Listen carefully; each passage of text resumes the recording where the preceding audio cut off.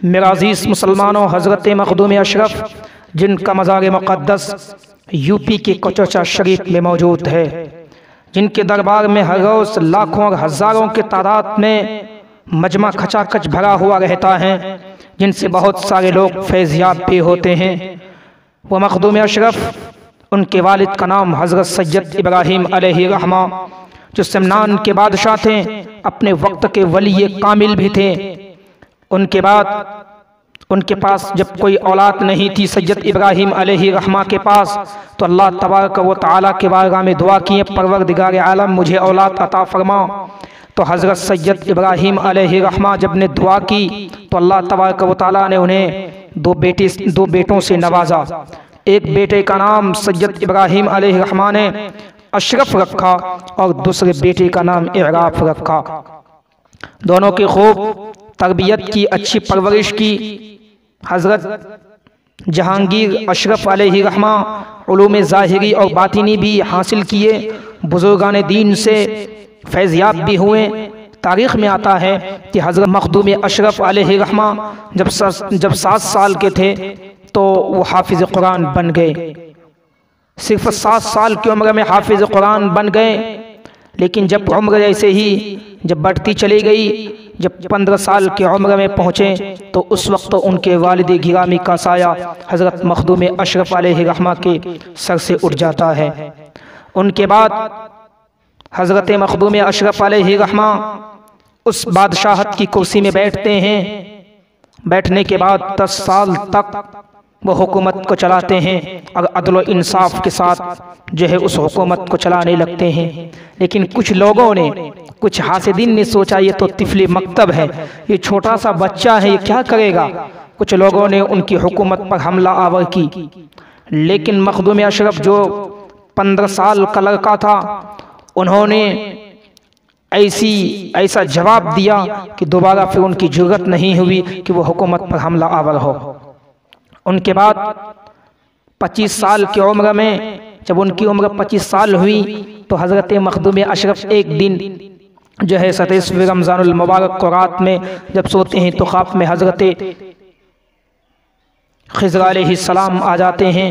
और खिज़र अलैहिस्सलाम जब आते हैं कहते हैं, अशरफ तुम्हारी बादशाहत मुकम्मल हो गई है, अगर तुम विसाल इलाही चाहते हो, अगर तुम खुदा की जलवे को देखना चाहते हो, अल्लाह से ज़्यादा करीब होना चाहते हो, तो तुम बादशाहत को छोड़ो, मुल्क हिंदुस्तान की तरफ कूच करो। जब सुबह हुई तो हज़रत मखदूम अशरफ ने अपनी वालिदा मोहतरमा से सारे ख्वाब को बयान किए। तो उनकी माँ ने कहा कि ये ताज्जुब की बात नहीं है बेटे, बल्कि तुम्हारे विलादत से पहले, तुम्हारी विलादत से पहले मुझे खुद बशारत मिल चुकी थी कि तेरा एक ऐसा बेटा होगा जो शहनशाहत को ठुकरा देगा, बादशाहत को ठुकरा कर वो शहनशाह विलायत बनेगा, जिसके इल्म फजल से, जिनके इल्म कमाल से बहुत सारे लोग फैज़याब होंगे। बेटा ने अपनी माँ से कहा, अम्मी जान मैं इस बादशाहत को छोड़कर मैं यहाँ से कुछ करना चाहता हूँ। माँ ने कहा, बेटा मैं तुम्हें इजाज़त देता हूँ, लेकिन मेरी कुछ दरख्वास्त हैं। तो हज़रत मखदूम अशरफ ने अपनी माँ से कहा, अम्मी जान आप बताएं उस दरख्वास्त क्या हैं। तो उनकी माँ ने कहा, बेटा दरख्वास्त ये है कि तुम रात के अंधेरी में तुम यहाँ से कुछ मत करना। लोग ये सोचेंगे तुम्हारे छोटे भाई ने बड़े भाई को शहर बदर करके बादशाहत की कुर्सी में बैठ गया है। बेटा तुम जाना तो शान शौकत और इज़्ज़त के साथ जाना, कि लोग भी ये समझे कि वो जा रहा है तो किसी मुल्क को फतह करने के लिए जा रहा है। उनके बाद हज़रत मखदूम अशरफ बिल्कुल लश्कर लेकर, बिल्कुल तैयारी के साथ, शान शौकत के साथ हज़रत मखदूम अशरफ जब निकलते हैं तो निकलने से पहले अपने भाई को अपनी बादशाहत की कुर्सी अता कर देते हैं। उनके बाद जब वहाँ से निकलते हैं तो 12,000 लश्करों के साथ और जो है खुद्दामों के साथ निकलते हैं। जब सरहद को पार करते हैं हज़रत मखदूम अशरफ, तो वहाँ से हज़रत मखदूम अशरफ अपने सिपाहियों को कहते हैं कि बादीगर तुम घर लौट जाओ, वापस चले जाओ। जब लोग चले जाते हैं, जितने सिपाही के बादीगर उनके बाद 2 खुद्दाम, उनके 2 खादिम ऐसे हैं जो निकलने वाले नहीं थे, साथ छोड़ने वाले नहीं थे। हज़रत मखदूम अशरफ ने कहा कि मेरा सफ़र बहुत लंबा है, मैं बहुत दूर जाने वाला हूँ, तुम बर्दाश्त नहीं कर सकोगे। कहा हुजूर आप जहाँ जा रहे हैं मैं भी जाने के लिए तैयार हूँ। तो हज़रत मखदूम अशरफ फिर उनके बाद कुछ देर के बाद जब आगे बढ़े, आगे में जब नींद आ गई थकावट की वजह से, तो खुद्दाम भी सो गए, वो भी सो गए। जब हज़रत मखदूम अशरफ बेदार हुए तो देखा वो दोनों सो रहे हैं, वो खुद चल पड़े, वो दोनों को जगाए नहीं। और साथ में एक घोड़ा है अपना सवारी के लिए, लेकिन दिल में सोचा ये सवारी के लिए जो मेरे लिए घोड़ा है, इसके खाने पीने का भी इंतज़ाम करना होगा, इनके खुदोनोश का भी इंतज़ाम करना होगा, पानी और चारे का इंतज़ाम करना होगा, जो कि ये मुझ पर बोझ बन चुका है, मैं अल्लाह की इबादत सही तौर पर कर नहीं पाऊँगा। उनके बाद एक फ़कीर देखते सामने से आते हैं, तो उनके बाद क्या होता है, हज़रत मखदूम अशरफ उस फ़कीर को जो है वो घोड़ा अता कर देते हैं। वो ख़ुद अब तन्हे तनहा चटियल मैदान में चले जा रहे हैं। उधर से मुल्तान होते हुए एक जगह कुछ शरीफ पहुँचते हैं जहाँ जहांगीर जहान गश्त अलैहि रहमा तशरीफ़ फरमा होते हैं। वहाँ उनके बारगाह में जाते हैं और 3 दिन तक वहाँ फैज़याब होते हैं। जहांगीर जहान गश्त अलैहि रहमा वो शख्स हैं, इतने अपने वक्त के वली कामिल हैं कि मेरा अज़ीज़ मुसलमानों, इंशाअल्लाह अज़ीज़ कभी मौका मिला तो उनके मुताल्लिक़ भी आपको बताने की कोशिश करूँगा। वहाँ से फैज़याब होने के बाद जो है मुल्तान होते हुए दिल्ली के सरज़मीन में पहुँचे, हिंदुस्तान के दिल्ली सरज़मीन में। दिल्ली में आने के बाद हज़रत मखदूम अशरफ वहाँ हज़रत बख्तियार काकी अलैहि रहमा के मज़ार मुक़द्दस में हाज़री दिए। वहाँ फैज़याब होने के बाद हज़रत ख्वाजा निज़ामुद्दीन अलैहि रहमा के बारगाह में आए, वहाँ उन्होंने हाज़री दी। वहाँ हाज़री देने के बाद फिर वहाँ से जो है बिहार की तरफ कूच किए, बिहार की तरफ रवाना हो गए। और जब आए बिहार शरीफ पहुँचे तो उसी दिन हज़रत शेख शरफुद्दीन यहया मुनीरी अलैहि रहमा का विसाल हो गया था। और विसाल से पहले उन्होंने अपने मुरीदों से कहा था कि जब मेरा विसाल हो जाए, अनकरीब मेरा विसाल होने वाला है, तो मरने से पहले, मेरे इंतकाल होने से पहले जब वसीयत की मुरीदों से कि जब मैं मर जाऊँ, मैं इंतकाल हो जाऊँ, तो मेरी जो है जनाजे को जब तैयार कर दोगे, कफन पहनाने के बाद, नहलाने धुलाने के कफन पहनाने के बाद जो है तुम जनाजे को अपने सामने रखना आगे में, लेकिन तुम लोग जनाजा मत पढ़ाना, बल्कि मेरे जनाजा एक ऐसा शख्स पढ़ाएगा जो मुसाफिर होगा। उनके अंदर 3 खसलतें होंगी। पहली खसलत ये होगी कि वो सहीहुन नस्ल साहिबजादा सैयद होगा। दूसरी खसलत उनके अंदर ये होगी वो बादशाहत को ठुकरा कर आ रहा होगा, वो मुसाफिर। तीसरी खसलत ये होगी कि वो सबअ क़ुर्रा होगा, यानी बेहतरीन क़ारी कुरान होगा।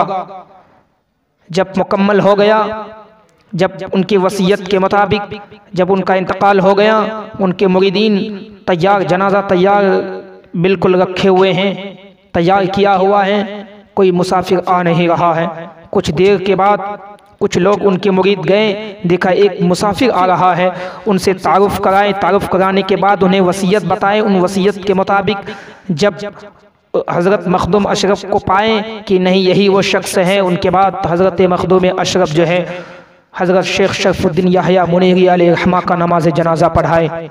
और उन वसीयतों में यह था कि जो शख्स मेरी नमाज जनाजा को पढ़ाएगा वो मुसाफिर, तो उस मुसाफिर को हदियतन तोहफे में उसे मेरा जुब्बा शरीफ अता कर देना।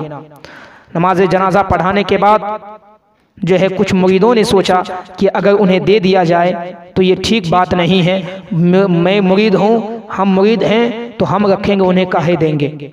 उनके बाद जब नहीं दिया अल-मुख्तसर, तो हज़रत मखदूम अशरफ ने कहा अच्छा नहीं दे तो एक काम करो, उस जुब्बे को तुम कब्र शरीफ में रखो, जो ले पाएगा वो उसी का हो जाएगा। शर्त के मुताबिक रख दिए। जब मखदूम अशरफ अलैहि रहमा ने कहा पहले ठीक है तुम ही लोग पहले उठाओ, जब उठाए तो उठा नहीं पाए, वो जुब्बा उठने के लिए तैयार नहीं था।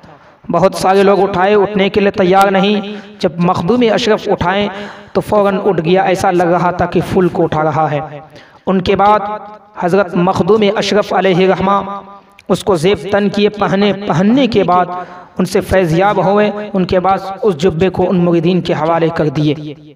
वहाँ से निकलने के बाद बंगाल की तरफ आए। मैं आपको एक बात और बताऊं कि जब समनान से आ रहे थे, बहुत से औलिया कराम से जो है मुलाकात हुई, उनसे फैज़याब हुए। सब ने कहा जाओ तुम्हारे पीर व मुर्शिद तुम्हारे मुंतज़िर हैं। उनके बाद जब हज़रत मखदूम अशरफ बिहार से बंगाल की तरफ कूच कर रहे थे तो उस वक्त तो उनके पीर व मुर्शिद हज़रत अलाउल हक पंडवी अलैहिर्रहमा दोपहर का खाना खाने के बाद कैलुला कर रहे थे। तो फ़ौरन जब ख्वाब से बेदार होते हैं तो ख्वाब से बेदार होने के बाद अपने मुरीदों से कहते हैं कि फ़ौरन पालकी तैयार करो और तैयार करके चलो, एक मेहमान आ रहा है। उनके बाद फ़ौरन आनन फानन तैयार करते हैं और शहर से बाहर निकलते हैं। जब शहर से बाहर ऐसी जगह में जाते हैं जहाँ से लोग अपने मेहमानों का, अपने मुसाफिरों का इंतज़ार करते हैं या अपने मेहमानों को अलविदा कहते हैं, उस जगह हज़रत अलाउल हक पंडवी अपने मुरीदों के साथ पालकियों के साथ वहाँ मौजूद हैं। अपने पीर व मुर्शिद अलैहिर्रहमा के लिए वो मखदूम अशरफ आ रहे हैं बंगाल में, और इधर उनके पीर व मुर्शिद इंतज़ार कर रहे हैं अपने मुरीद के लिए, मुंतज़िर हैं। जब देखते हैं कि वो मखदूम अशरफ अलैहिर्रहमा आ रहे हैं, कुछ देर के बाद देख रहे हैं वो आ रहे हैं। उनके बाद उनके पीर व मुर्शिद अलाउल हक पंडवी ने खुद जाकर पहले उनसे मुआनका किए। मुआनका करने के बाद कहा, अशरफ तुम्हें अपने घर से यहाँ आने में 2 साल लग चुका है और खिज़र अलैहिस्सलाम ने मुझे 70 मरतबा तुम्हारी खबर आने की बशारत दी है। उनके बाद हज़रत मखदूम अशरफ अलैहिर्रहमा अपने पीर व मुर्शिद की खिदमत में रहे, 10 साल तक खिदमत किए। एक मरतबा ऐसा होता है, वो खिदमत में ऐसी कि उनके बहुत सारे मुरीद अपने मुरीदों को लगा दिए, किसी को पानी लाने का काम, किसी को कालीन बिछाने का काम, किसी को खाना लाने का काम, किसी को मेहमान नवाजी का काम। हर मुरीदों को अपने अपने खुद्दामों को अलग अलग जो है काम दे दिए। तो हज़रत मखदूम अशरफ ने अपने पीर व मुर्शिद से कहा, हुज़ूर आप भी मुझे कोई खिदमत का काम दे दीजिए। कहा नहीं, अल्लाह ने तुम्हें इसलिए नहीं भेजा है कि तुम ये खिदमत करो, बल्कि अल्लाह ने जिस मकसद के लिए भेजा है अनकरीब मैं उस काम के लिए तुम्हें तैयार करूँगा। उनके बाद हज़रत मखदूम अशरफ अलैहिर्रहमा अपने पीर व मुर्शिद अलाउल हक पंडवी की बारगाह में बंगाल में 10 साल रहते हैं और जो है उनके पीर व मुर्शिद उन्हें मुराक़बा भी कराते हैं, उन्हें मुजाहिदा भी कराते हैं, उन्हें जो है चिल्ला और तबलीगी भी कराते हैं। उनके बाद जब मुकम्मल होता है तो फिर वहाँ से अलविदा कहते हुए जौनपुर आते हैं। जौनपुर से मोहम्मदाबाद और बहुत सारे इलाके होते हुए आखिरकार वो कोचोचा शरीफ पहुँचते हैं।